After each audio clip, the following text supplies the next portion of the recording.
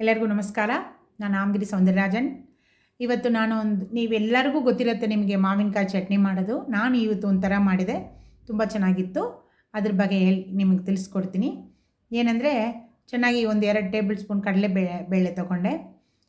ಸ್ವಲ್ಪ ಬಾಣಲಿಲಿ ಎಣ್ಣೆ ಹಾಕ್ಬಿಟ್ಟು ಅದರಲ್ಲಿ ಕಡಲೆಬೇಳೆ, ಒಣಮೆಣಸಿನ್ಕಾಯಿ 4, ಹಸಿಮೆಣಸಿನ್ಕಾಯಿ 4 ಎರಡು ಸೇರಿಸಿ ಹಾಕಿ ಅದು ಚೆನ್ನಾಗಿ ಕೆಂಪಗಾದಮೇಲೆ ಅದರಲ್ಲಿ ಒಂದು ಸ್ವಲ್ಪ ಇಂಗು ಹಾಕ್ಬಿಟ್ಟು ಸ್ವಲ್ಪ ಕರಿಬೇವು, ಕೊತ್ತಂಬರಿ ಸೊಪ್ಪು, ಆಮೇಲೆ ಮಾವಿನಕಾಯಿ, ಇದು ಗಿನಿಮೂತಿ ಮಾವಿನಕಾಯಿ ಇದೆಯಲ್ಲ ಅದು ತೊಗೊಂಡೆ.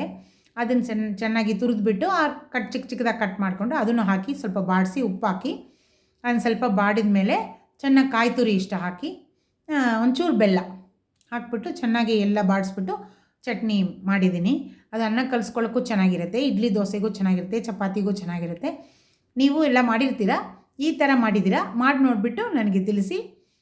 Thank you. ನನ್ನ ಚಾನಲ್ ಸಬ್ಸ್ಕ್ರೈಬ್ ಮಾಡ್ಕೊಳ್ಳಿಲ್ಲ ಅಂದರೆ ಮಾಡ್ಕೊಳ್ಳಿ, ಶೇರ್ ಮಾಡಿ, ಲೈಕ್ ಮಾಡಿ. Thank you.